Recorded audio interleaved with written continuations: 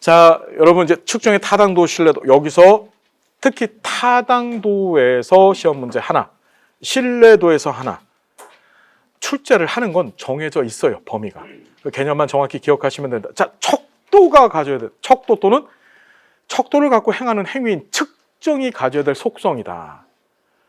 그렇죠? 그래서 그건 타당도와 신뢰도. 타당도는 뭐 당연한 얘기잖아. 정확하게 제대로 측정해야 된다. 열심히 척도 만들어놨는데 이게 이상한 값을 자꾸 내주고 있는 거야. 그러면 척도는 실패한 거예요.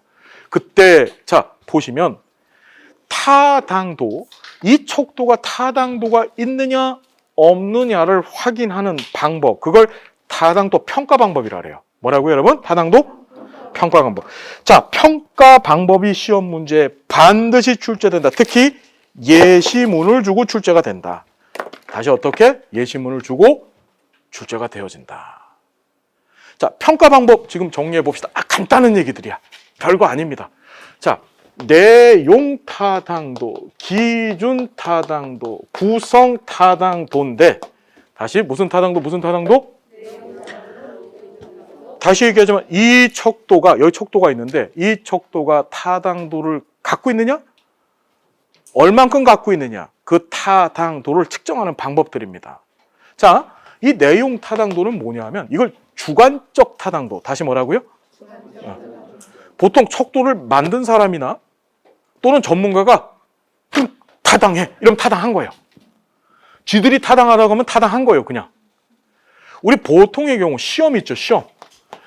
우리 시험에 나올 때도 이 시험은 뭐지? 출제자들이 보기에 사회복지사 1급 시험 문제 이렇게 출제하면,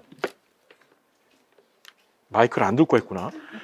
이렇게 출제하면 이 사람들의 사회복지 관련 지식을 측정할 수 있겠구나 생각해서 쥐들 마음대로 정한 거야. 그렇게. 이해됐어요? 그 내용 타당도는 쉽습니다. 항상 시험 문제 나오면 시험이야. 시험. 예시문에도 시험. 이거 시험에 출제됐던 거예요. A 초등학교는 4학년 수학 능력 시험에 내용 타당도를 확보하기 위해서 수학 교사들의 회의를 통해 연산, 논리, 기하 등을 포함하기로 결정했다. 이건 뭐지? 수학 선생님들이 자신들이 주관적으로 이거 집어넣어서 하면 학생들의 수학 능력을 측정할 수 있겠구나 생각해서 그렇게 진행한 거예요. 그러니까 항상 시험에 출제되면 내용 타당도는 뭐라고? 시험이야, 시험. 시험은 다 출제위원들 지들 멋대로 하잖아요, 그냥. 예. 그래서 우리 사회복사 시험이 19회 때는 60%, 20회 때는 30%, 뭐 마음대로 그냥 들쭉날쭉 난리 부르스를 치죠. 문제가 있는 거예요. 자, 두 번째, 기준 타당도다. 다시 무슨 타당도? 자, 시험에 압도적으로 출제되는 애는 얘가 출제된다. 자, 기준 타당도는 다시 동시 타당도와 예측 타당도. 다시 기준 타당도는 뭐라고요? 동시 타당도와 예측 타당도로 구분이 되어진다. 다시 무슨 타당도, 무슨 타당도? 동시 타당도, 예측 타당도로 구분이 되어진다. 기준 타당도는. 이게 무슨 소리냐? 얘는 이미 타당도가 확보되어져 있는, 그걸 우리가 표준화된 척도라 그랬죠. 걔가 하나 있어줘야 돼. 그게 기준이야, 기준. 이미 타당도가 확보되어진 척도가 하나 있어줘야 돼. 걔가 뭐가 된다고? 기준이야, 기준. 자, 걔를 하나 딱 갖다 놓는 거야. 갖다 놓고 동시는 내가 타당도를 측정하려고 하는 척도를 같은 시점에 같이 들여미는 거야. 뭔 말인지 되세요? 그때 얘가 제시하는 값과 얘가 제시하는 값이 같아. 그러면 내 척도는 동시 타당도가 있군, 이렇게 얘기하는 겁니다. 뭔 말인지 알아요? 뭐 제일 많이 쓰는 얘가 우리 동시 타당도, 여기 있다. 이거 시험에 나왔었어. 새로 개발된 주관적인 행복감 측정 도구를 사용해서 측정한 결과와 이미 검증되고 널리 사용되고 있는 주관적 행복감 측정 도구의 결과를 시험에 여기다가 같은 시점에서 라는 말 집어넣어주면 아주 완벽한데, 그거 넣어주면 금방 풀 것 같으니까 동시에란 말 집어넣으면 이렇게 쓴 거야. 그래서 이미 검증되고 널리 사용되고 있는 주관적 행복감 척도라는 것은 표준화된 척도 얘기하는 겁니다. 걔를 같은 시점에 딱 들여밀었을 때 같이 둘 다 잘 얘를 측정해주고 있다. 그럼 뭐지? 동시 타당도가 있다고 얘기하는 거예요. 이해됐나요? 어떤 얘기인지? 자, 두 번째가 예측 타당도, 다른 말로 예언 타당도입니다. 얘는 이런 거야.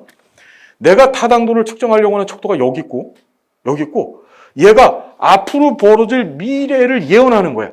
다시, 이미 타당도가 확보되어진 척도가 여기 있어요. 이 둘 사이에 뭐가 존재하는 거지? 시차가 존재하는 거야, 시차가. 자, 여기 좀 볼까요? 이것도 시험에 나왔던 예예요. 종합사회복지관 채용시험에서 A의 성적은 높았고 B의 성적은 낮았지만 두 사람 모두 같은 복지관에 입사했다. 봐봐요. 채용시험을 본 이유는 뭐지? 얘의 업무 수행 능력을 평가하는 척도인 거예요. 이 채용시험이. 이 채용시험이 과연 제대로 업무 수행 능력을 측정하고 있는가? 그걸 확인해 보고 싶은 거야. 이렇게 두 사람이 들어왔어요. 그래서 A는 성적이 높았고 B는 성적이 낮았어. 그럼 A는 업무 수행 능력이 좋은 것으로 추정된 거고 B는 업무 수행 능력이 낮은 것으로 추정된 거죠. 그래서 자, 입사 후에 B가 A보다 업무 능력이 뛰어난 것으로 나타났어. 얘도 시험 문제 출제할 때 표준화된 척도, 예를 들어서 아주 유명한 업무 수행용 척도를 썼다 이러면 명확해지는데 그렇게 하면 금방 문제 풀잖아요. 이 문제를 푸는데 핵심 뭐지? 입사한 후에야, 후에. 시간 지난 다음에. 그래놓고 평가를 해봤더니 뭔 일이 벌어졌냐면 A보다 B가 더 업무 수행 능력이 좋은 거야. 그러면 이 채용시험은 뭐지? 타당도가 낮은 거죠. 이해가 됐어요? 자, 우리 시험 문제에 등장할 때 동시, 함께 이런 표현 등장하고 또는 시차를 두고 또는 뭐뭐한 후에 이런 표현이 등장하면 그게 동시 타당도, 예측 타당도, 이게 바로 기준 타당도다. 다시 얘기하자면 기준 타당도는 반드시 타당도 측정을 하기 위해서 뭐가 필요하다? 표준화된 척도가 하나 있어주고 그것을 같은 시점에서 비교했느냐 또는 시차를 두고 비교했느냐에 따라서 구분이 되어지는 것이다. 알겠습니까? 자, 동시타당도 정리됐고요. 자, 동시타당도, 예측타당도, 이게 기준타당도다. 자, 세 번째가 이게 나오지 말아야 되는데 좀 까다로운 개념이라서 근데 자꾸 출제가 되고 있어요. 자, 구성타당도, 다시 무슨 타당도? 구성타당도라고 하고 또는 구성체타당도라고도 하고 또는 개념타당도라고 합니다. 우리 앞에서 개념의 같은 말이 구성 또는 구성체라고 했었었죠? 이해됐나요? 얘가 가장 세련된 수준 높은 타당도 측정 도구예요. 얘가 가장 세련된 가장 수준 높은 측정 도구다. 저 타당도 평가 방법이다. 이 안에 종류가 세 가지가 있다. 자, 세 가지가 지금 요새 시험 나오는 경향은 예시문 주고 그 예시문이 무슨 타당도 평가냐 이렇게 출제됩니다. 그 첫 번째가 수렴 타당도, 두 번째가 판별 타당도, 세 번째가 이해 타당도입니다. 다시 따라해봅시다. 무슨 타당도, 무슨 타당도, 무슨 타당도? 수렴 타당도, 판별 타당도, 이해 타당도. 한 번만 더. 수렴 타당도, 판별 타당도, 이해 타당도. 자, 얘가 왜 세련되어 있는 타당도 평가 방법이냐면 얘는 측정하고자 하는 그 타당도 평가 도구를 2개 이상 갖춰야 돼요.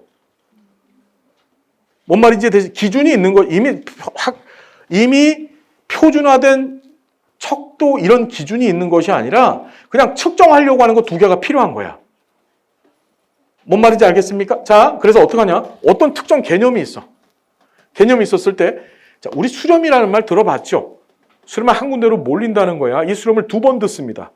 우리 사회복사 1급 준비하면서 정책론에서 윌렌스키와 르보의 수렴 이론, 다른 말로 산업화 이론 공부했었습니다. 병 주고 약 주고 이론. 기억나세요? 윌렌스키 르보가 복지국가 발달 이론 가운데 수렴 이론 제시했었었죠. 그게 뭐지? 기술 발전으로 산업화가 되면 산업 재해, 인구 구조의 변화, 환경 문제 등의 다양한 사회 문제가 발생하고 그 사회 문제를 해결하기 위한 재원 역시 산업화를 통해서 형성되어져 있는 재원을 통해 해결한다. 그게 수렴 이론이죠. 산업화는 병도 주고 약도 준다라고 공부했었습니다. 모르면 이제 나중에 우리 정책론 할 때 정리하시면 돼요. 지금 걱정할 필요 진짜 없습니다. 우리 수업 7주 코스만 잘 쫓아와 주세요. 정말로. 알았죠? 수렴이란 말이 몇 번 나와? 2번 나오는 거예요. 윌렌스키 르보의 다시 무슨 이론? 수렴 이론에서 한 번 나오고 여기서 어떻게? 수렴 타당도가 등장한다. 수렴은 한 지점으로 흐른다라는 뜻이에요. 한 지점으로 모인다. 여기 봤어요. 봤더니 이런 거지. 어떤 척도를 하나 만들었고 어떤 척도를 하나 만들었는데 이것이 어떤 특정 개념을 측정할 때, 자 봅시다. 예를 들어 내가 지능이라고 하는 개념을 측정하고 싶어요.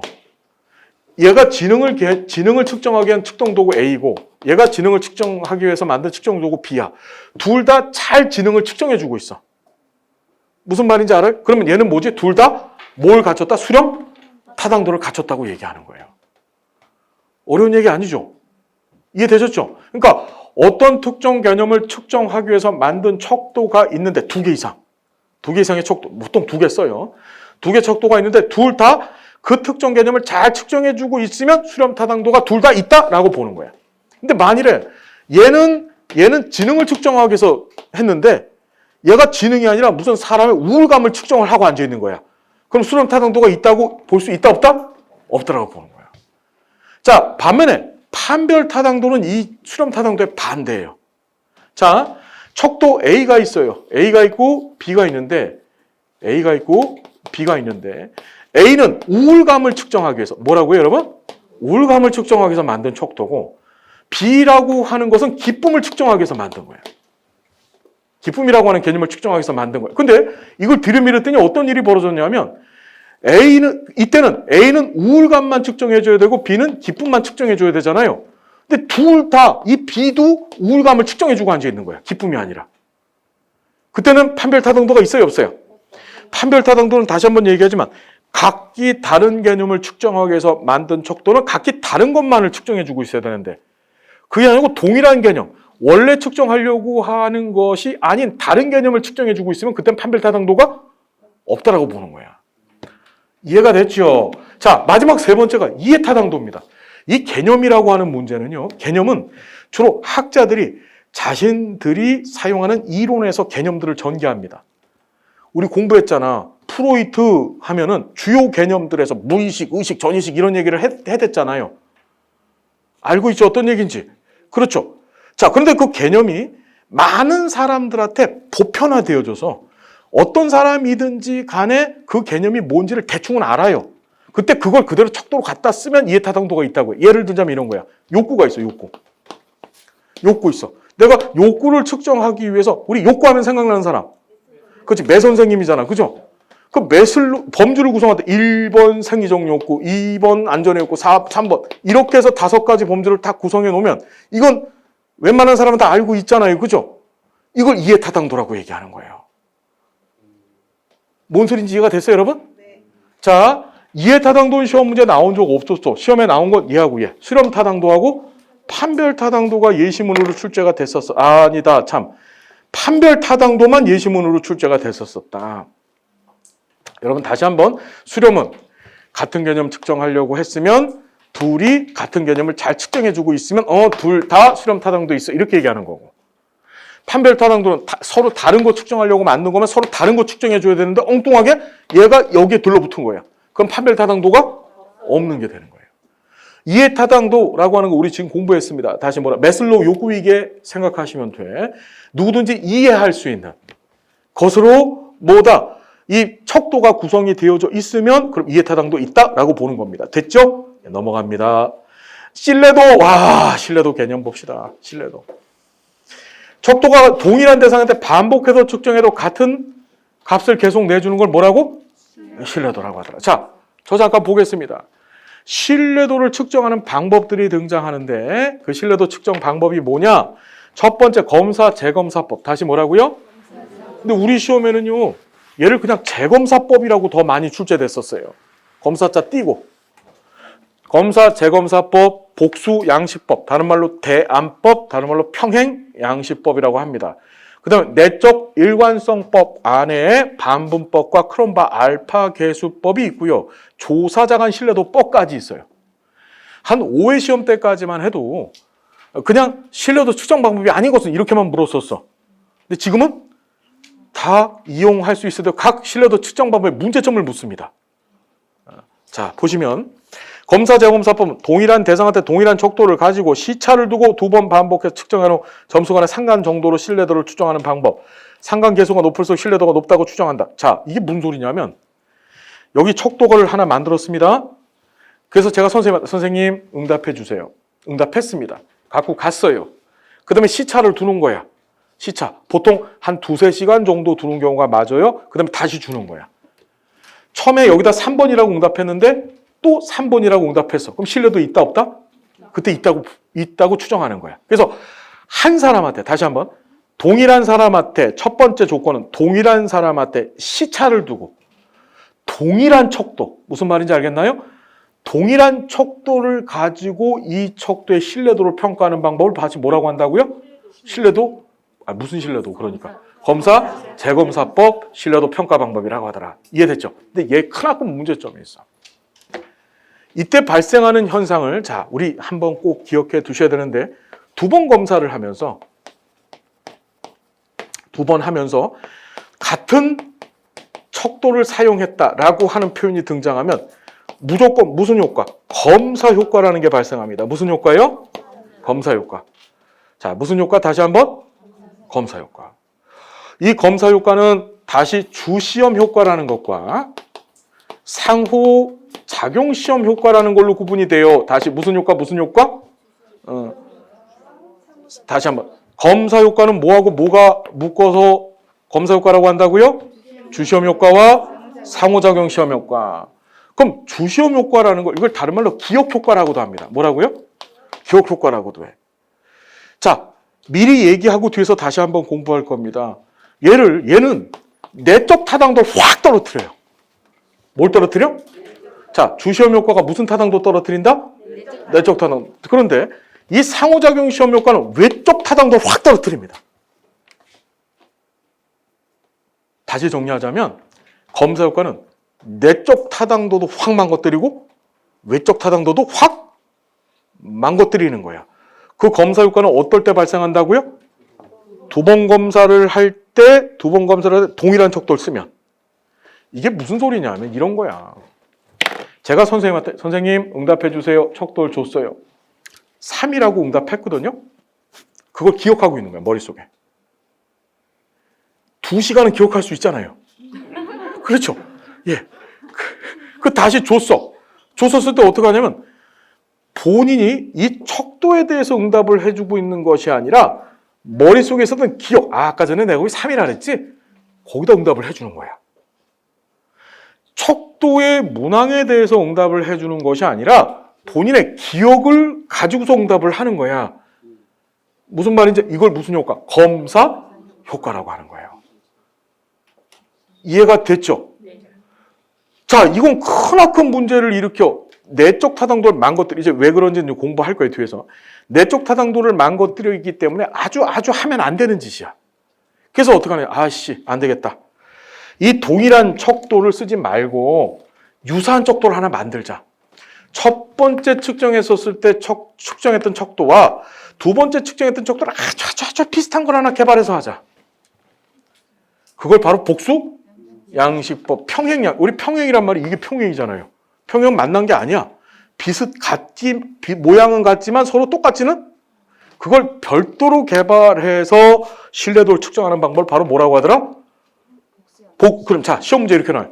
복수 양식법은 검사 효과가 발생한다, 안 한다? 안 합니다. 평행 양식, 검사 재검사법은 검사 효과가 발생한다, 안 한다? 그건 한다. 이해됐죠? 근데 이제 뒤에서 바로 공부하겠지만 이 복수 양식법은 처음에 측정한 것과 나중에 측정한 것이 서로 틀리죠. 이랬었을 때 발생하는 현상을 도구 효과라래. 이제 공부할 거예요. 도구 효과. 무슨 효과? 이 도구 효과라고 하는 것이 또 내적 타당도를 떨어뜨려요. 그래서 하다 안 돼갖고서 선택한 것이 바로 내적 일관성법입니다. 다시 무슨 법? 그 내적 일관성법에 반부법과 크롬바하 알파 계수법이 있더라. 자, 우리 신뢰도 측정 방법의 종류가 총 5가지인데 5가지를 머릿속에 딱딱딱딱 기억을 해 두셔야 되고. 자, 한번 봅시다. 교재 보면 검사 재검사법 보시고 복수 양식법 여기 보면 검사 효과 발생이 돼서 얘는 쓴다 안 쓴다? 안 쓴다.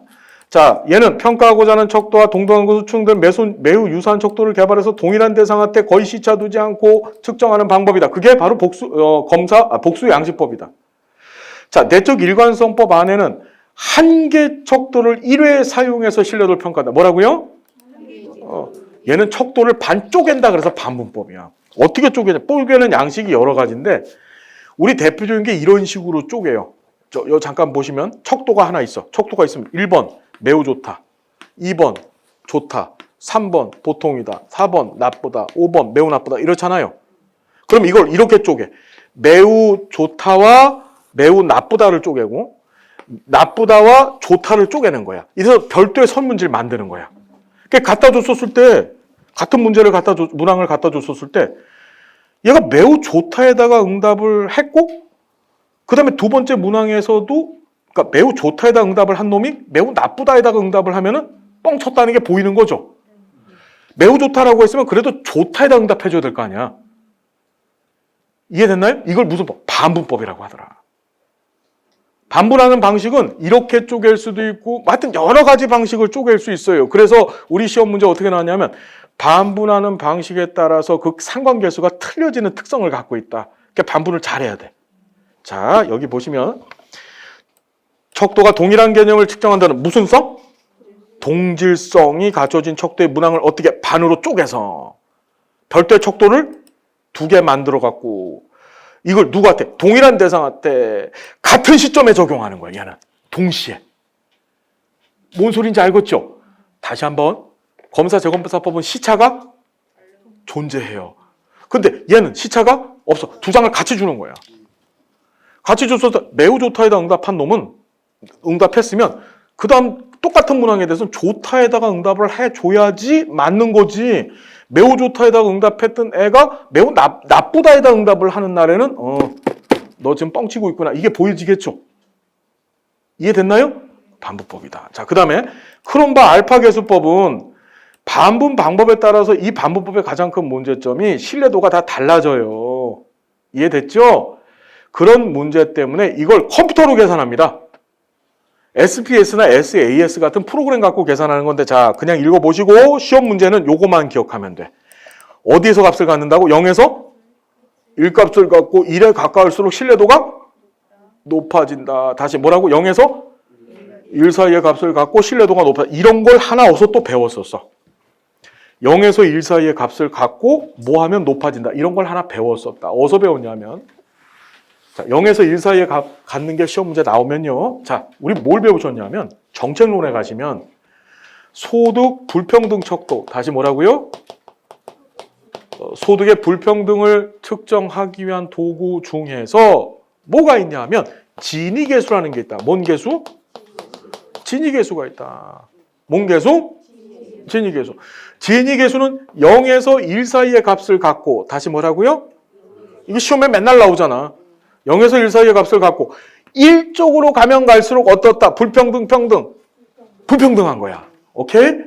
1쪽으로 갔으면 불평등. 0이라고 하는 숫자는 뭐지? 완전 평등. 완전 평등. 1이라고 하는 건 무슨 소리예요? 한 명의 사람이 우리나라 전체 소득을 다 점유하고 있는 상태가 1이 되는 거예요. 이해됐죠? 무슨 얘기인지?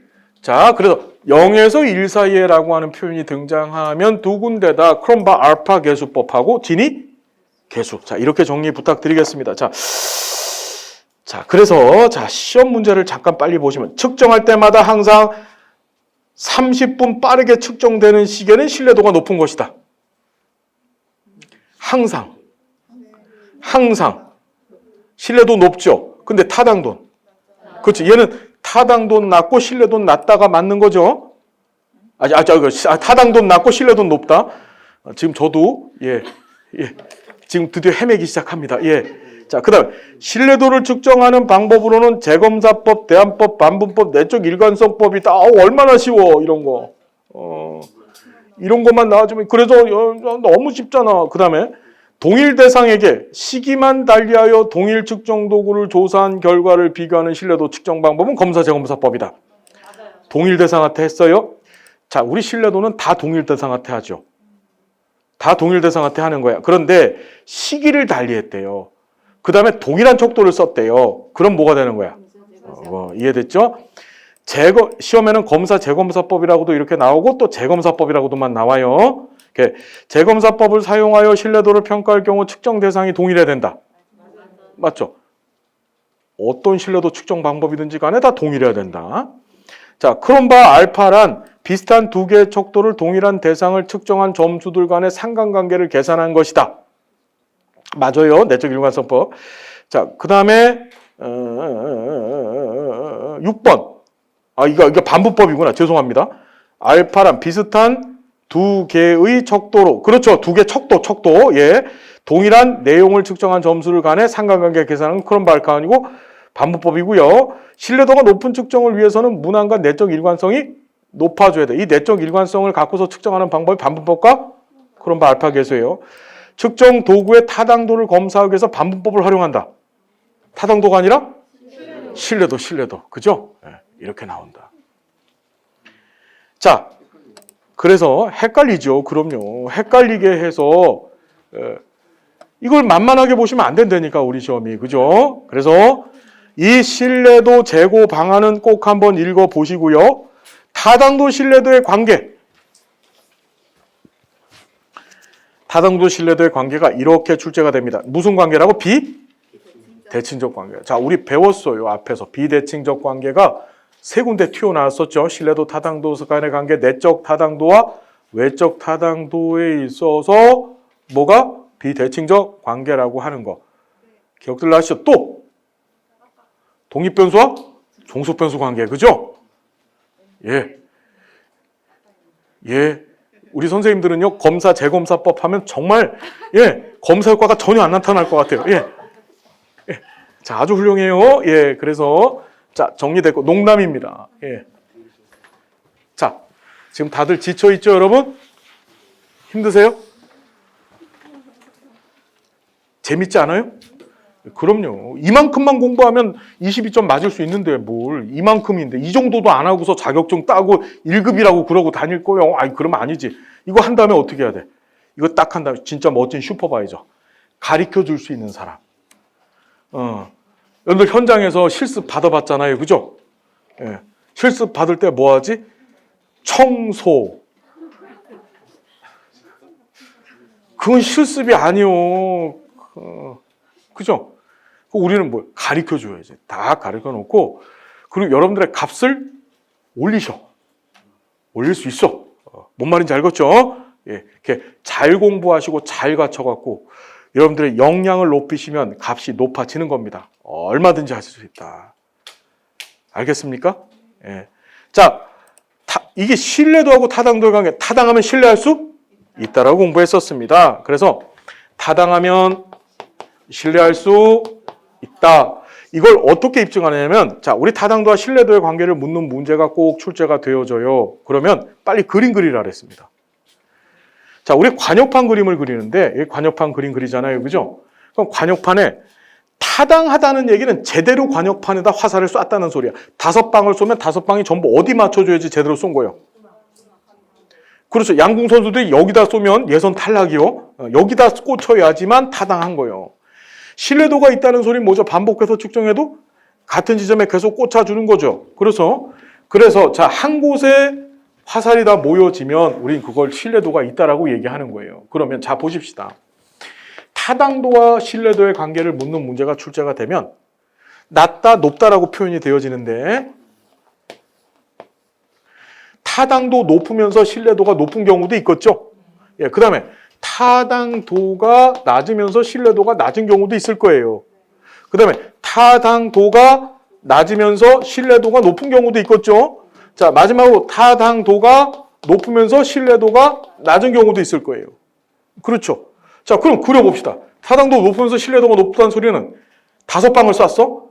가운데 꽂히면서 동시에 한 지점만에 모이면 되니까 이렇게 되면 되는 거예요. 그죠? 그 타당도 높으면서 신뢰도 높은 거. 우리 앞에 체중계 얘기했었잖아요. 체중계, 내가 몸무게 60kg인데 처음에 올라탈 때도 60kg, 두 번째 올라탈 때도 60kg. 왜 60kg라면 다 웃지? 알았어. 80kg. 자, 그래서 80kg 올라탔더니 80kg, 다음에 올라탔더니 또 80kg. 무슨 말인지 알겠죠? 그게 바로 요 케이스예요. 자, 얘는 타당도 낮으면서 신뢰도가 낮아. 이건 뭘까? 가운데 모이지도 못하면서 흩어져 있는 거야. 뭐지? 5개를 쌌더니 이렇게 돼 있는 거죠? 이해됐나요? 올라탔더니 70km, 올라탔더니 100km, 올라탔더니 막 200km. 무슨 말인지 되나요? 제대로 특정도 못하면서 반복해서 측정했었을 때 동일한 값을 내주지 못하는 상태예요. 됐죠? 자, 그래 놓고 타당도 낮으면서 신뢰도가 높은 경우는 여기 꽂히는 거야. 이렇게 5개가 다. 그렇죠? 그러니까 뭐냐면 나 원래 80km인데 올라탔더니 100km. 또 올라탔더니 100km. 오해하지 마요. 자, 올라탔더니 또 100km야. 무슨 얘기인지 되셨나요? 자, 마지막으로 자, 타당도 높으면서 신뢰도가 낮은 경우는요. 가운데 꽂히면서 흩어져야 돼. 가운데 꽂히면서 흩어져. 한번 그려봐요. 말씀드렸죠. 이거 그리면 노벨 타당성상을 받을 수 있다고. 예. 노벨 타당성상을 받을 수 있습니다. 이거 못 그려. 그래서 다시 한번. 타당도가 낮으면서 신뢰도가 높은 경우는 없다. 이 얘기는 거꾸로 얘기하면 타당하면 신뢰도는 저절로 확보가 된다. 타당하면 신뢰하다. 오케이? 무슨 말인지 알겠죠? 타당하면 신뢰하다. 타당! 신뢰. 알았죠? 예. 타당 신뢰. 자, 그렇게만 나와주면 참 좋은데 우리 시험에 뭐가 출제됐냐면 2번. 타당도는 신뢰도의 충분 조건이면 신뢰도는 타당도의 필요 조건이 한 번 나왔었다. 필요 조건, 충분 조건. 다시 무슨 조건? 필요 조건, 충분 조건. 자, 우리 필요 조건, 충분 조건 배웠죠? 언제 배웠죠? 예, 고1 때 배웠어요. 고1 때 명제하면서 배웠어요. 우리 몸에 대한 선생님, 네? 필요 조건, 충분 조건이 뭐예요? 배웠어요, 그거? 저기 고등학교 때 배웠어요. 무슨 과목이에요? 수학이요, 수학. PQ, 그렇죠. 우리 명제할 때 배웠잖아. 명제는 참과 거짓을 명확히 알 수 있는 문장, 그걸 명제라고 했고, 명제는 가정과 결론으로 구성되어 있어. 어떻게? P면 Q이다. 이렇게 구성되어 있죠. 잘 봐봐. 이거 잘 이해를 해야 돼. P면 뭐라고? Q이다. 조건문이야. 뭐뭐 하면 뭐뭐 하다. 그때 자 봅시다. 얘를 가정이라고 하고 얘를 결론이라고 하는데 가정은 결론의 충분 조건. 다시 뭐라고요? 가정은 결론의 무슨 조건? 충분 조건. 결론은 가정의 필요 조건. 다시 뭐라고요? 결론은 가정의 필요 조건. 자, 봐봐. 출발하죠, 여기서. 출발, 충발. 출발, 충발. 아직도 이해가 안 돼, 지금. 다시 출발, 충발. 예. 충분 조건, 충분 조건. 얘는 얘의 무슨 조건? 충분 조건. 얘는 얘의 필요 조건. 이해됐죠? 그럼 잘 봐. 타당하면 신뢰하다. 타당도는 신뢰도의 충분 조건. 신뢰도는 타당도의 그렇게 시험 문제 한 번 나왔어요. 할 수 있겠죠? 예, 충분 조건, 필요 조건 뭔지 아시겠죠? 가정은 P는 Q이기 위한 충분 조건, Q는 P이기 위한 필요 조건. 우리 선생님 이제 이해가 기억이 나요? 공부했던 게? 아, 유학 갔구나. 어렸을 적에. 어렸을 적에 외국에서 공부하셨나 봐요. 예, 우간다. 예, 소말리아? 예. 자, 그거 보시고 이제 척도입니다. 아하, 척도. 척도 종류, 명목 척도 그냥 보면 돼요. 자, 서열 척도는 순서를 갖고 있는 척도. 그 중에서 압도적으로 잘 나오는 게 뭐? 총합, 평정 척도. 예를 들면 리커트 척도라고 합니다. 자, 봐봐. 척도를 우리가 설문지를 주잖아요. 그럼 설문지를 갖고서 알고 싶어 하는 게 두 가지입니다. 첫 번째가 태도야, 태도. 뭘 알고 싶다고요? 태도라는 거, attitude라고 하는데 어떤 상황이나 조건에 대해서 넌 어떤 마음을 갖니? 넌 이거 좋아하니? 싫어하니? 이게 태도를 측정한다고 해요. 뭔 말인지 됐죠? 두 번째가 행동을 측정합니다. 뭐라고요? 너는 무슨 일 했니? 자, 우리 그 관련해서 위에서 패싱을 하고 갔는데 우리 체계적 오류 아까 얘기했잖아요. 체계적 오류에 이런 얘기가 있었어요. 뭐하고 뭐를 구분하지 못한다고? 태도와 행동은 구분이 안 되는 거야. 척도를 구성할 때 이게 태도인지 아니면 행동인지를 잘 구분을 못했었을 때 체계적 오류가 발생을 해요. 예? 자, 우리가 지금부터 공부하는 척도들은 거의 다가 태도 특정 도구예요. 태도 특정 척도다. 다시 뭘 측정한다고요? 태도 측정하는 거예요. 총합평정 척도도 뭐를 측정하신다고요? 지금 개인의 태도 측정하는 거예요. 태도. 너는 어떻게 생각하니? 이거 묻는 거예요. 너는 어떻게 생각하니? 그럼 거기 있지. 거기 없겠어요. 예, 있어요. 자, 그래서 자, 양적 연구에서 쓴다. 요 내용 한번 읽어보실 때 얘는 쉽게 패스해도 돼. 모양이 이렇게 생겼어요. 이렇게 보이시죠? 얘를 왜 총합평정이라고 얘기를 하느냐? 총화라는 건 더한다는 뜻이에요. 그래서 여기 값들을 쭉 해갖고 어떻게 밑에 더한 개값이 들어가야 돼. 개값이. 뭔 말인지 알겠죠? 그래서 얘를 뭐라고 얘기하면 단순합계 척도. 다시 뭐라고요? 그렇게 출제됐었어. 단순합계 척도의 대표적인 방법이다. 합계를 안 하잖아요. 잘 봐요. 잘 봐. 이 더함이 없이 그냥 활기차게 시작한다. 이렇게 한 문항만 있죠. 이런 걸 평정 척도라고 하는 거야. 무슨 척도라고 한다고요? 근데 총화자가 붙어 있으면 뭐 하는 거야? 이 값들을 전부 위에서 아래로 더하는 거예요. 평정 척도는 말 그대로 총합평정 척도는 평정 척도들의 값들을 모조리 더한다. 그래서 총합평정 척도라고 명칭을 준 것이다. 알겠습니까? 어떤 얘기인지? 자, 거트만 척도가 등장한다. 이거 굉장히 뭐라고 할까? 거트한 사람이 만든 건데 거트만이가. 그래서 모양이 이렇게 생겼어. 얘는 누적 척도다. 무슨 척도? 봤더니 이래요. 우리 옆집에 짓는 거, 동네에 짓는 거, 구에 짓는 거, 시에 짓는 거. 밑으로 가면 갈수록 장애인 복지설에서 찬성 반대. 아니 우리 옆집에 짓는 거하고 우리 시에다가 짓는 거하고 대한민국에 짓는데 어느 게 더 찬성일까? 태도가 어떤 태도일까? 더 긍정적, 부정적? 시에 짓는 게 더 긍정적이에요? 대한민국에 짓는 게 더 이 시설에 대해서 긍정적 태도를 갖고 있는 거예요? 그럼 평양에다도 하나 짓지? 우리 집에 말고? 아니 우리 옆집에 줘야 그 장애인 시설에 대해서 더 긍정적 태도를 갖고 있다는 게 보여지는 거잖아. 예를 들어 이런 거야. 우리 옆집에 원자력 발전소가 져줬으면 좋겠는 거야.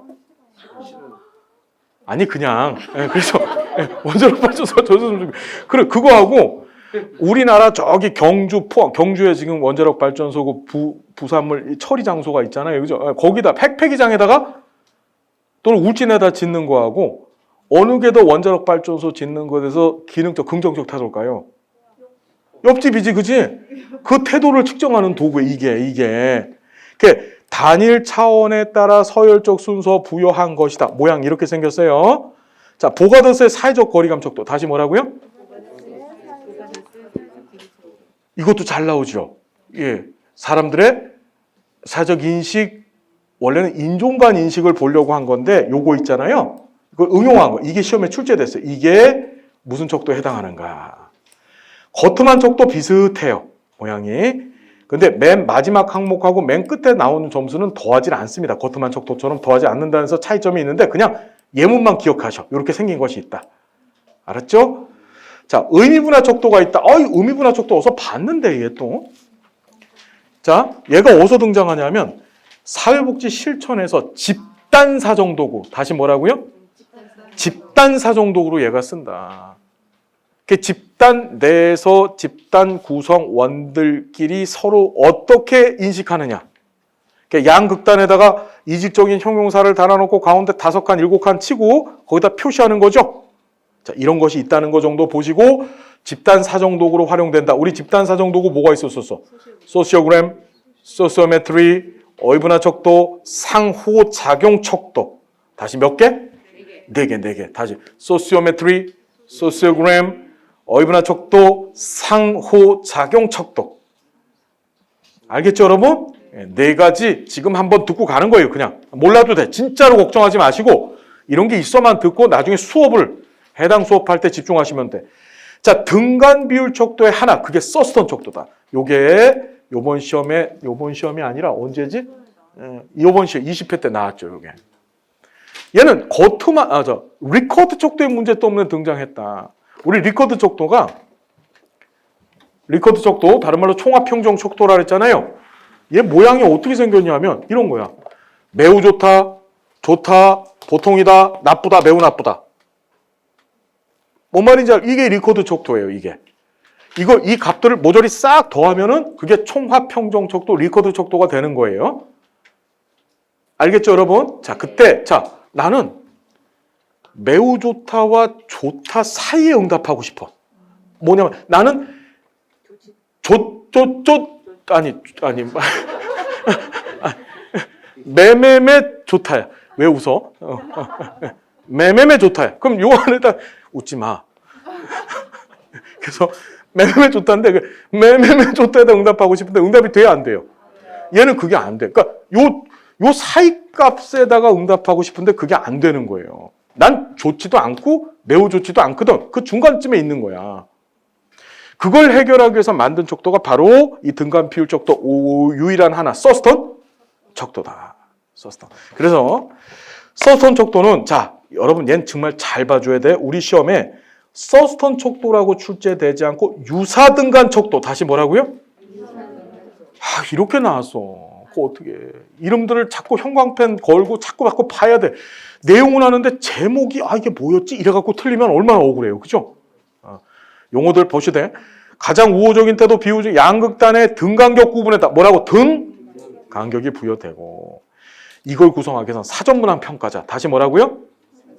사전문항 평가자라고 하는 사람들을 정해놓고 여기 사전문항 평가자들이 정해져서 이 사람들은 리커드 척도를 주는 거야. 리커드 척도를 주고 거기에 응답을 받았잖아요. 그 받은 응답을 가지고서 그 응답의 중위값을 가지고 점수를 부여합니다. 그 점수를 우리가 여기 나오는 가중치라래요. 뭐라고요? 가중치. 이렇게 생긴 것이다 라고 하시고 한번 읽어보십시오, 여러분. 그래서 이 문항 평가자들 데리고서 연구를 진행해야 되니까, 그러니까 척도를 개발해야 되니까 비용이 많이 들겠어요? 안 들겠어요? 비용도 많이 들고 또 어떤 문항 평가자가 오느냐에 따라서 또 달라져. 이해됐죠? 어떤 얘기인지. 그러다 보니까 많이 쓴다, 안 쓴다? 안 쓴다는 게 시험에 나왔다. 안 쓴다는 게. 우리 제일 많이 쓰는 건 리커드 척도 제일 많이 쓰죠. 리커드 척도는 보편화되고 일반적으로 많이 사용하는 척도다. 이렇게 출제됐다. 우리 교재 안에 다 있어요. 여러분 부탁입니다. 교재만 집중하셔서 정리하시면 돼. 그리고 끊임없이 저하고 소통하는 거예요. 알았죠? 이제 내적 타당도, 외적 타당도가 등장한. 드디어 나왔다. 뭐라고? 내적 타당도, 외적 타당도. 내적 타당도 무슨 뜻? 인과 관계 정도. 외적 타당도는 일반화 정도. 끝이에요. 끝. 그래서 내적 타당도는 변수 간의 인과관계 정도. 즉, 사회복지 실천에서는 이것도 시험에 나온 건데 개입의 효과성을 확인하기 위해서 확보해야 되는 요소 이렇게 출제됐어. 사회복지 실천에서는 내가 개입했어. 그 개입의 효과가 일어났어요. 개입이 뭐지? 독립변수. 효과가 종속변수. 무슨 말인지 되시나요? 그래서 이렇게 출제가 됐던 거예요. 사회복지 실천에서는 어떤 프로그램이 내적 타당도가 높아져야 돼. 그 얘기는 무슨 소리지? 이 프로그램이 원인이 돼서 제공되어지면 효과가 확 나타나준다. 그런 뜻이요. 무슨 말인지 알겠죠, 여러분? 그렇게 출제됐었다. 외적 타당도는 조사의 일반화 정도다. 내적 타당도, 외적 타당도 상호 상충적 관계, 부적 관계, 비대칭적 관계. 시험에 몇 번? 이렇게 많이 나왔다. 이렇게 3번이나 튀어나왔다. 이렇게 내적 타당도, 외적. 이 얘기는 무슨 소리냐면 내적 타당도 높으면 외적 타당도는 낮아지는 경향이 있고 외적 타당도가 높으면 내적 타당도가 낮아지는 경향이 있는 거예요. 둘 다 높은 경우는 없다. 그런 연구는 없어. 그걸 확 높이는 연구는. 알았죠? 관계 묻는 문제가 지금 쭉 보고 있어요. 우리가 관계 묻는 독립변수와 종속변수 간의 관계, 신뢰도와 타당도의 관계, 내적 타당도와 외적 타당도의 관계를 묻는 문제가 맨날 나오는데 둘 다 서로 싫어한다. 서로 간에. 예? 같이 높이면 뒷다 좋은데 그런 게 없다. 그냥 그 감을 갖고서 시험장에 풀면 돼요. 뭔 말인지 알겠죠? 예, 공부 재밌죠? 이제 재미없는 거 합니다. 보세요. 내적 타당도 저해 요인. 이 내적 타당도 저해 요인이 뭐냐? 인과관계를 망고 때리는 거야. 인과관계를 망가뜨리는 요인들이다. 자, 저 잠깐 봅시다. 우리 앞에서 변수 종류들 봤어요. 그때 인과관계를 망가뜨리는 요인이 뭐하고 뭐가 있었을까? 외생변수. 또 하나. 억압변수. 그렇지. 다시 얘기한다면 왜 내적 타당도 저해 요인은 전부 다 외생변수와 억압변수들이에요. 다시 뭐라고? 외생변수와 억압변수가 내적 타당도 저해 요인이에요. 이해됐죠? 한 번 시험에 어떻게 출제됐냐면 이게 12회 때 나온 건데 내적 타당도 저해 요인 중에 내재적 요인이라는 것이 있고 다시 무슨 요인이요? 밑으로 쭉 가보시면요. 내적 타당도 저해 요인 중에서 어디 갔어? 외재적 요인이 있고 다시 무슨 요인? 외재적 요인. 마지막 내적 타당도 저해 요인 중에서 복합 요인이 있어요. 상호작용. 자, 그럼 이게 뭔 소리냐면 내재적 요인은 연구를 진행하는 과정 중에 내적 타당도를 떨어뜨리는 거야. 외재적 요인은 연구를 시작하기 전에. 알겠죠?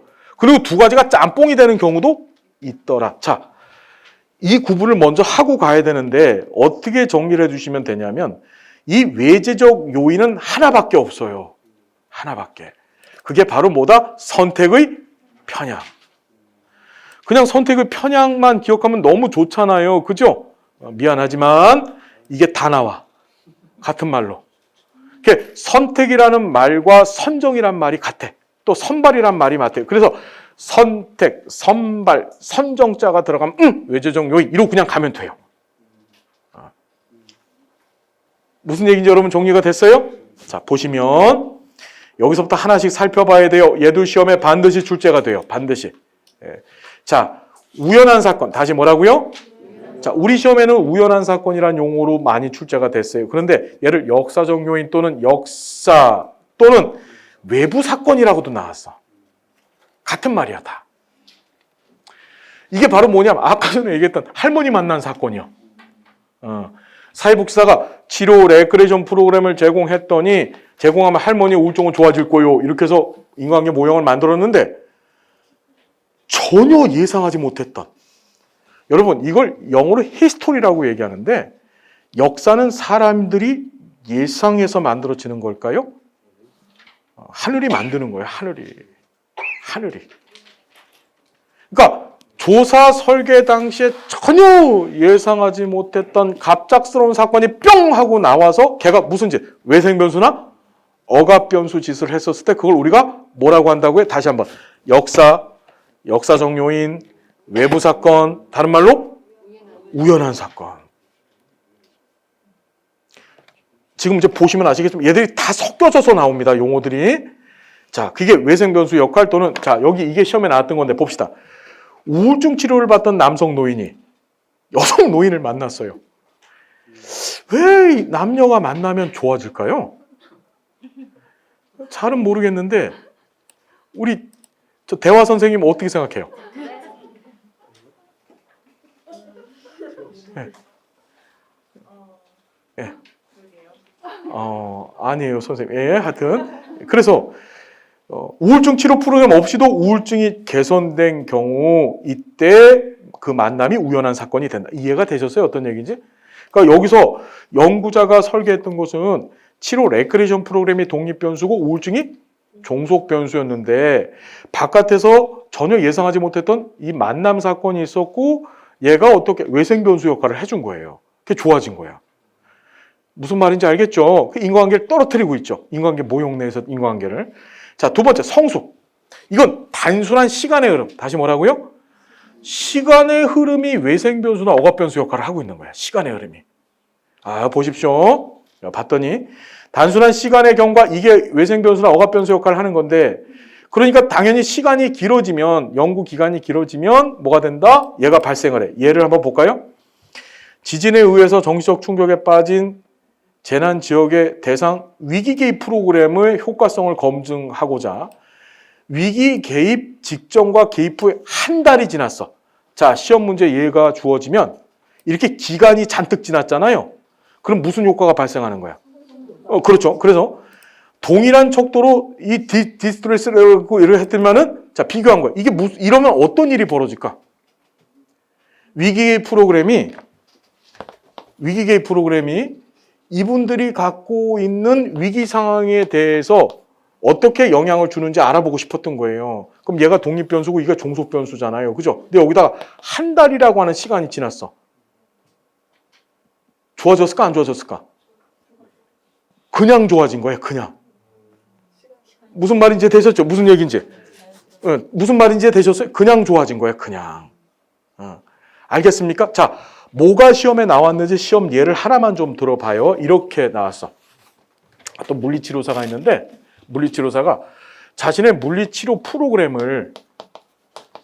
프로그램이 노인들의 신체 활력 증진에 얼마만큼 영향을 줄지를 알아보기 위해서 프로그램을 개발을 했어. 개발을 해가지고 제공을 했어. 제공을 했더니 이 할아버지한테 제공을 했더니 변화가 없어. 왜 그러냐 봤더니 할아버지가 100살이야. 무슨 얘기인지 이해되세요? 이건 뭐지? 단순한 시간에 이분이 연령이 많잖아. 성숙. 이것이 영향이 되어져서 실제는 효과가 있는데 효과가 없는 것처럼 나타나죠? 무슨 말인지 여러분 이해가 되시나요? 이해되세요? 어떤 얘기인지? 무슨 변수가 된 거지? 억압 변수야 이거는. 뭔 말인지 알겠죠? 이해되죠? 그렇게 나와. 그래서 항상 시험에 나올 때 청소년, 노인, 영아 이런 표현 등장하고 여기처럼 시간이 흐른 후에 이런 표현이 등장하면 그건 전부 다 성숙에 관한 얘기다. 알겠죠? 청소년은 왜 나오냐 하면 걔네들은 밥 안 줘도 키가 쑥쑥 크죠? 영양사가 프로그램을 개발을 한 거야. 우리 배웠잖아. 인행사 시간에. 자, 영아기 0에서 2세 청소년기 얘는 나이 구분을 정하지 않는데 우리 시험에 정하지 않는데 얘는 뭐라 그랬죠 여러분? 중고등학생 생각하면 된다 그랬죠. 얘를 제1 성장 급등기 얘를 제2 성장 급등기라 그랬었어. 밥 안 줘도 크는 때라 그랬잖아요. 그 영양사가 어떤 영양 식단 프로그램이 이 아이의 신장에 영향을 미치는 키 크는 것에 영향을 미치는 정도를 알아보려고 연구를 진행을 한 거예요. 그 밥을 조금만 줬는데 애가 키가 푹푹 크는 거야. 무슨 말인지 됐죠? 그걸 갖다가 이 영양 프로그램은 효과가 있다 이렇게 지 맘대로 정한 거야. 그거 안 줘도 키 크지요? 애들은요. 그게 바로 성숙입니다. 그래서 다시 한번 시험에 청소년, 영아, 노인은 주로 억압 효과. 알겠죠? 억압 변수. 그래서 그런 표현 등장하고 시간이 잔뜩 흐른 후에 이런 표현 등장하면 그건 성숙에 관한 얘기다. 자, 검사 효과. 사전검사, 사후검사에서 사용한 척도가 같을 때 이거 배웠습니다. 사전검사가 검사 대상자한테 영향을 미쳐 사후검사 측정값에 영향을 주는 거. 그래서 얘는 주시험 효과와 상호작용 시험 효과가 있다. 자, 주시험 효과는 뭘 떨어뜨린다고요? 내적 타당도. 얘는 외적 타당도를 떨어뜨린다라고만 공식처럼 기억하시죠. 그래서 다시 한번 검사 효과는 내적 타당도도 외적 타당도도 같이 떨어뜨립니다. 우리 시험에 사전검사라고 하는 표현이 등장하잖아요. 그럼 사전검사가 등장하면 사후검사 했다는 얘기다. 그러면서 이 두 검사에서 같은 척도를 썼다. 그럼 무슨 효과가 발생하는 거예요? 검사 효과가 발생하는 거. 그거는 내적 타당도, 외적 타당도 다 망가뜨린다는 사실을 기억해야 된다. 알았습니까? 자, 보시고. 자, 도구 효과 등장했다. 이거 도구 효과 아까 배웠어. 언제? 신뢰도 측정 방법 중에서 복수? 양식법에서 도구 효과 발생한다 그랬습니다. 기억나나요, 여러분? 자, 도구 효과는 사전검사와 사후검사에서 사용된, 자, 요게 중요해. 척도나 검사자. 다시 뭐라고요? 척도도 되지만 그 검사를 시행했던 사람 두 개야, 두 개. 다시 뭐하고 뭐? 척도나 검사자가 달랐었을 때 이게 내적 타당도를 떨어뜨리는 거예요. 그래서 자, 됐고 통계적 회귀가 등장합니다. 뭔 회귀? 통계적 회귀는 자, 봅시다. 실험 집단을 구성할 때 종속 변수를 기준으로 자, 밑줄 보세요. 극단적 성향의 집단을 조사의 대상으로 선정하면 실험 집단 독립 변수 조작과는 상관없이 시간 지날수록 평균값, 통계적 회귀는 통계학적으로 시간이나 또는 표본의 크기가 점점 증가하면 증가할수록 재미있는 현상, 가운데 평균값으로 수렴하는 경향을 보이는 게 있어요. 그걸 통계적 회귀라고 합니다. 이게 무슨 소리냐면 아주 극단적 성향에 있는 사람들을 조사 대상자로 삼잖아요. 그러면 이 사람들한테 개입을 하지 않아도 저절로 뭐가 되는 거지? 점점 좋아져 버리는 거야. 뭔 소리지? 그래서 자 여기 보시니까 사전검사에서 우울증 검수가 자 시험 문제 지나치게, 매우, 굉장히, 대단히 이런 어떤 상황을 극대화시키는 부사어가 붙어있으면 100% 통계적 획이다. 이해됐나요? 어떤 얘기인지? 그래서 이 지나치게 높은 6명의 노인을 선정해서 우울감 프로그램을 제공해서 이렇게 되면 통계적 획의가 나타난다. 보시고 자 실험 대상의 상실. 이거 어디서 봤는데 상실, 대상자 상실. 패널 조사에서 대상자 상실 문제 발생한다 그랬죠. 이것도 내적 타당도를 떨어뜨려요. 이게 왜 그러냐면 이런 거야.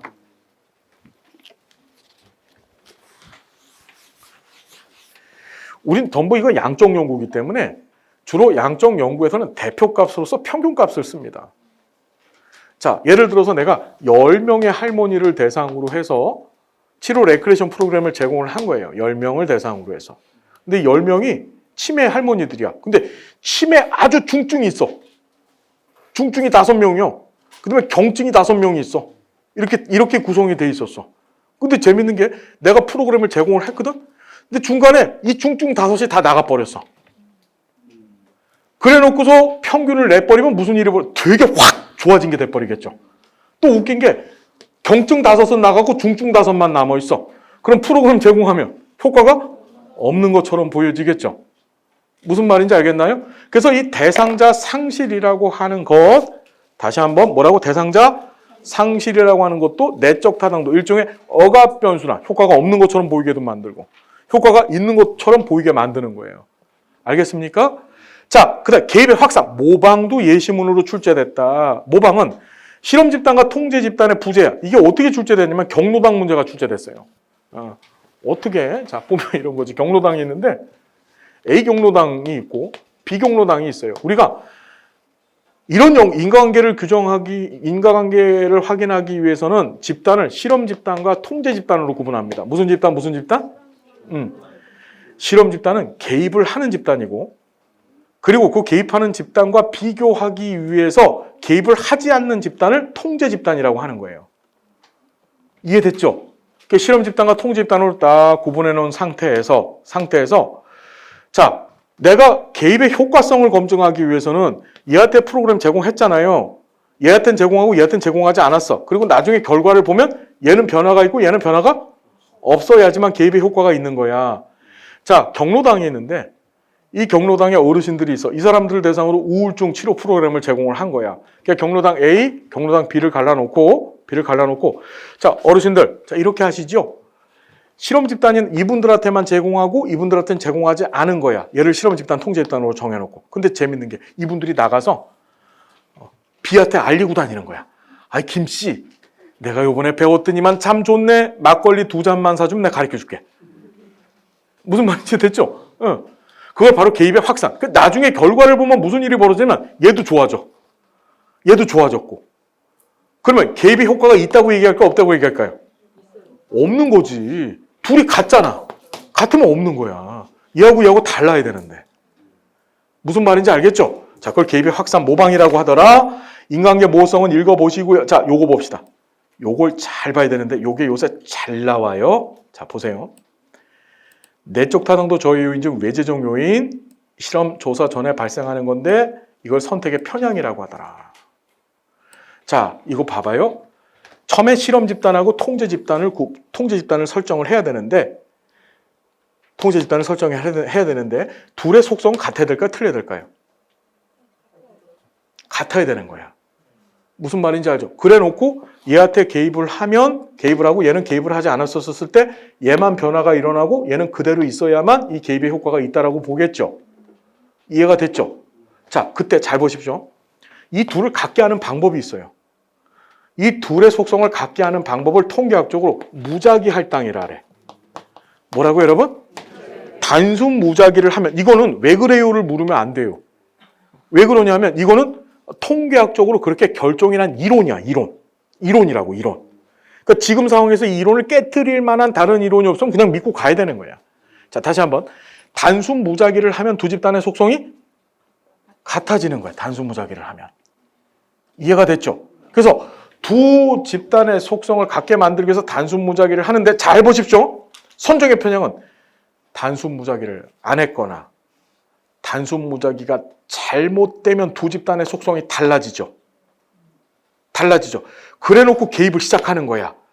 여러분, 할당 개입하기 전에 프로그램 제공하기 전에 할당 이렇게 나눠 놓고 시작하는 거잖아요. 그래서 외재적 요인, 실험을 시작하기 전에 발생하는 요인이라고 해. 자, 그럼 시험 문제 어떻게 출제가 되냐면 이렇게 출제되는 거야. 단순 무작위를 하지 않았거나 또는 단순 무작위를 잘못했었을 때 발생하는 내적 타당도 저해 요인은 하나. 그게 뭐지? 선정의 편향이야. 그러니까 시험 문제도 단순 무작위자가 뿅 하고 등장하면 선정 편향 이러고 시작을 해야 되는 거야. 두 집단의 할당이 두 집단의 속성이 똑같아야 되는데 똑같이 않게 시작했다. 그러면 선정 편향이다. 이해됐어요? 자, 그 다음에 내적 타당도 저해인 중에서 이게 두 개가 짬뽕된 건데 보세요. 선택과의 상호작용 효과인데 자, 선정 편향과 성숙 효과가 들러붙은 거야. 이것도 시험에 한번 나왔어. 이게 예시문이야. 그럼 볼게요. 이게 예시인데 이게 시험에 나왔던 예시인데 한번 봅시다. 사회복지사 A는 노인들의 인지능력 개발을 위한 프로그램을 개발하기 위해서 90대 남성 노인 20명으로 실험집단 90대 여성 노인 20명을 통집단으로 구성했음. 이때 실험집단과 통집단이 균등하게 선정되지 않았어. 뭘 안 했지? 지금 단순 무작위가 안 했다는 얘기는 없지만 단순 무작위를 안 했거나 또는 단순 무작위가 실패한 거예요. 그게 균등하지 않아서. 자, 다시 한번. 균등하지 않게 실험집단과 통집단이 갈라지면 무슨 효과가 발생하는 거예요? 선택의 편향이 발생한 거예요. 그래 놓고 자, 동시에 초고령 노인은 아까 성숙효과 얘기했었죠? 초고령 노인은 프로그램 없이 어떻게 돼? 인지능력 급속도로 감속함으로 성숙 효과도 발생하는 것이다. 이해됐나요? 다시 한번 선택의 편향이 지금 시험에 자꾸 등장하고 있는데 선택의 편향은 두 집단의 속성이 다르다는 겁니다. 달라지는 이유는 뭐죠, 여러분? 단순 무작위가 안 됐거나 잘못된 거야. 그럼 무조건 선택의 편향이 발생하는 것이다.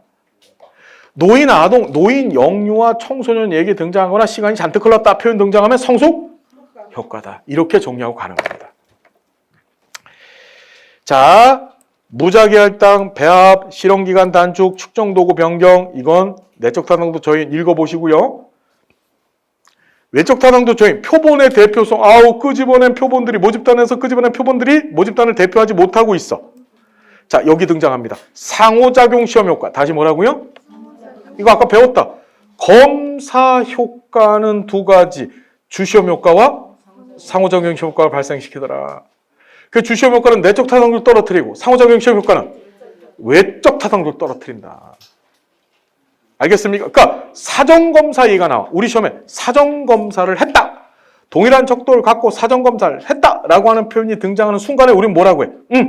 주시험 효과와 상호작용 시험 효과 동시 발생했어. 내적 타당도도 떨어졌어. 외적 타당도도 떨어졌어. 이렇게 찍고 가는 거야.